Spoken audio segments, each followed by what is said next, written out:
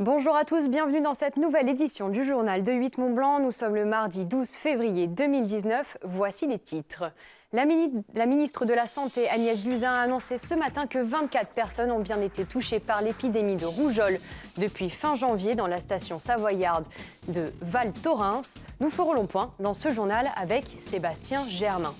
Et les élèves du lycée Saint-Joseph à Thonon-les-Bains se forment au massage bien-être et au thermalisme, une formation complète et rare en France qui mélange pratique et théorie.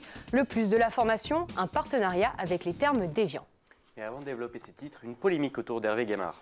Polémique autour de la double rémunération du président du conseil départemental de Savoie, révélée par nos confrères du Parisien. Il exerce en effet aussi la fonction de haut fonctionnaire au ministère de l'économie et des finances. Il touche donc chaque mois près de 4 000 € net comme élu et 7 600 € net comme administrateur civil à Bercy. À l'inverse d'un député, un président de conseil départemental est en droit d'exercer cette double fonction. La loi n'interdit donc pas ce cumul et qui peut toutefois choquer la morale politique. De son côté, Hervé Gaymard a assuré dans un entretien au journal Le Parisien ne rien avoir à cacher et je cite « Si l'on devait considérer que c'est incompatible, il faudrait alors modifier la loi. Dans ce cas, il faudrait créer un statut pour les présidents d'exécutif à l'instar du statut des parlementaires. » On change de sujet avec la rougeole qui s'invite en station. C'est un début de vacances scolaires dont la station de Val Thorens se serait bien passée. La semaine dernière, une épidémie de rougeole s'est déclarée dans le milieu des saisonniers de la station savoyarde avec 18 cas recensés. La situation s'est depuis améliorée, même si le nombre de personnes malades a augmenté pour atteindre les 24, selon la ministre de la Santé mardi, qui l'a annoncé ce matin. On fait le point avec Sébastien Germain. À Val Thorens, l'heure est au soulagement. Si les médecins du centre médical de la station savoyarde n'ont pas souhaité s'exprimer, ils assurent que le plus dur de l'épidémie de rougeole est passé. Invitée sur France Inter ce mardi matin, Agnès Buzyn, la ministre de la Santé, a voulu rappeler les règles de vaccination. L'Agence régionale de santé a pris des mesures pour trouver toutes les personnes contacts. À ma connaissance, le dernier chiffre que j'ai, c'est 24 personnes atteintes. C'est toutes des personnes jeunes, non vaccinées, qui sont nées après les années 80, donc qui n'ont pas été en contact avec le virus avant. Et donc, nous rappelons pour les personnes qui habitent la région qu'il faut se faire vacciner contre la rougeole quand on est né après 1980 et qu'on n'a pas été vacciné contre la rougeole dans le carnet de santé. Donc tous les jeunes aujourd'hui doivent se faire vacciner contre la rougeole lorsqu'ils habitent la région.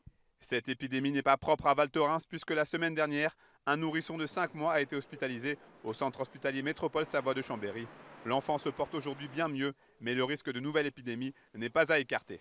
Autant la grippe est saisonnière, autant la rougeole peut survenir à n'importe quel moment. Donc là, le problème de la rougeole, c'est que c'est une maladie très transmissible. C'est-à-dire que si vous avez une première personne qui a une rougeole, autour, d'autres personnes peuvent l'attraper. Ça fait partie des maladies infectieuses les plus transmissibles. On considère qu'une personne qui a la rougeole peut en contaminer 18. Pour vous donner un ordre d'idée, la grippe, une personne qui a la grippe va en contaminer 3. La vaccination s'impose donc comme la seule et unique solution pour échapper au virus. L'intérêt de la vaccination, il est fondamental. C'est pour ça que la vaccination est maintenant obligatoire pour la rougeole. Et il faut que tout le monde ait 2 doses si on veut être correctement protégé de la rougeole. C'est un vaccin vivant qui ne pose pas de problème. Il faut le faire 2 fois parce que la première vaccination va protéger à 90%. Et la deuxième injection va finir à nouveau de protéger avec une protection de plus de 95% quand les gens ont eu les 2 doses. Rappelons que la rougeole est une maladie qui peut s'avérer mortelle. Entre 2000 et 2016, la vaccination a évité plus de 20 millions de décès. Fermée depuis avril dernier, la route départementale 22 entre Thonon-les-Bains et Châtel, à la hauteur du tunnel du Grunel à Vinziers, faisait l'objet d'importants travaux. En cause, plusieurs éboulements de terre et de rochers. Bonne nouvelle, pour ces vacances de février, elle sera réouverte dans les 2 sens de circulation. Une enveloppe d'aide pour les agriculteurs victimes de la sécheresse est à l'étude. Les Pays de Savoie ont connu un important épisode de sécheresse en 2018. Selon une étude réalisée par la Chambre d'agriculture Savoie-Mont-Blanc, 2000 exploitants agricoles seraient particulièrement concernés. Dans le cadre du vote du budget primitif 2019 du Conseil Savoie-Mont-Blanc, qui aura lieu le 29 mars prochain, une enveloppe de 1,45 million d'euros sera proposée pour soutenir les agriculteurs les plus touchés.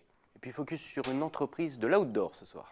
La filière haute-savoyarde du sport outdoor emploie près de 3000 personnes et réalise un chiffre d'affaires de 2,7 milliards d'euros. Parmi les entreprises emblématiques de cette filière, le groupe Millet, installé dans la zone de Glaisin à Annecy-le-Vieux, compte, comme de nombreuses entreprises du secteur, son centre de recherche et de développement imagine des produits de demain. Visite avec Fanette Debuisson et François Pirot. Plus de 200 cerveaux et mains expertes travaillent ici à imaginer et concevoir les tenues des randonneurs et alpinistes des prochaines années. Nous sommes au siège du groupe Millet, installé au cœur de la filière outdoor de Haute-Savoie, à Annecy-le-Vieux. Le Design Center, c'est son nom, conçoit l'ensemble des produits vendus par les 3 marques du groupe. 7% du chiffre d'affaires global est consacré à la recherche et au développement. Ne pas penser les besoins à la place des utilisateurs, mais bien essayer de cerner leurs vrais besoins, leurs vraies attentes. D'une part, les usages, et quelque chose qui est un petit peu moins finalement matérialisable, mais évidemment tout ce qui est la valeur d'estime, donc la forme, la couleur, etc. Et pour ça, il faut aussi effectuer des veilles, donc être alerte en quelque sorte. Dans le laboratoire, Déodat teste toutes les matières, un enjeu de qualité pour les marques qui entrent très tôt dans le développement des produits. Je vais recevoir toutes les matières qu'on va vouloir utiliser sur nos différents produits et je vais les tester. Je vais m'assurer de leur bonne qualité. Donc là par exemple, on fait un test dit de boulochage abrasif très exactement. On va faire frotter la matière pendant 7000 cycles contre une laine abrasive pour voir si derrière cette matière a une tendance à boulocher ou elle va rester nickel. On a un standard qualité. Si la matière est au-dessus de notre standard, elle passe. Si elle est en dessous, elle ne passe pas. Les allers-retours entre les différents services sont nombreux. Comptez une dizaine de jours entre la conception et le premier prototype. Hormis pour les chaussures, chaque produit peut être fabriqué ici par la vingtaine de mécaniciennes en conception. Stratégiquement, le groupe mise sur cette réactivité pour se développer.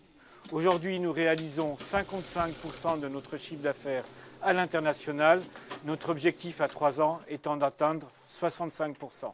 Tout en considérant toujours la France comme notre camp de base. Et nous sommes très attachés à être les numéros 1 en France dans l'univers outdoor technique. Dans la cible du groupe annécien, l'Allemagne, l'Autriche, la Suisse et le Japon. Son chiffre d'affaires atteint les 100 millions d'euros. Pour en savoir plus, vous trouverez le replay du magazine Vue d'ici consacré à l'entreprise sur notre site internet. Et depuis 18 ans, au lycée Saint-Joseph à Thonon-les-Bains, on forme des élèves au massage bien-être et au thermalisme.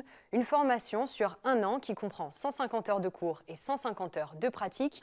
Il est également possible de suivre un bachelor sur 3 ans qui permet d'apprendre à manager des entreprises dans le cadre de l'hydrothérapie et du bien-être.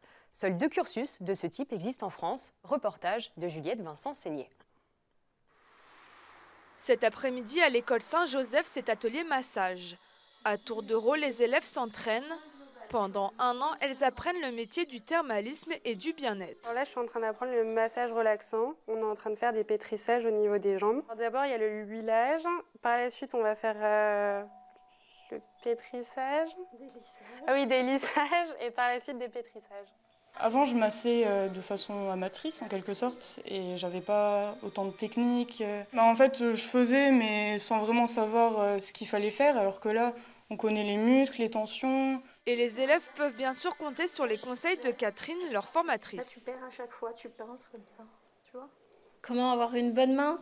Il y a beaucoup de pratiques, déjà, des bonnes connaissances en anatomie, et apprendre la gestuelle de base, les 7 manœuvres principales de massage, et après énormément de pratiques et d'exercices en fait qui permettent de vraiment rentrer dans le massage et puis de pratiquer, d'avoir confiance et d'apporter du bien-être, d'avoir une belle intention en massage. Entre 15 et 18 petites mains sont formées à l'année. Au bout de 10 mois, elles obtiennent un diplôme universitaire en pratique de soins hydrothérapie et massage bien-être. C'est être capable de prendre en charge un client, cette fois, et de réaliser donc des massages de base, qui sont massage californien, massage suédois. Et puis nous avons également un massage japonais, le massage Nikkyan. Pour apprendre dans les meilleures conditions et avoir un pied dans la réalité du métier, les élèves travaillent également au terme d'Évian. Ici, elles sont confrontées à d'autres soins avec différentes machines comme la douche au grand jet et le bain hydromassant. Alors, je suis en train de faire un massage sous eau sur ma cliente qui permet en fait une décontraction musculaire en profondeur L'eau est à 37 degrés, ce qui permet une détente, meilleure détente. Cette formation reconnue par le Conseil national des établissements thermaux a un coût, 4 000 €. Les diplômés peuvent ensuite espérer travailler en spa, en institut, mais aussi en thalasso. Et avis à tous les amoureux, la Saint-Valentin approche et pour l'occasion, le musée Fort à Aix-les-Bains ouvre ses portes gratuitement de 17h à 20h le 14 février.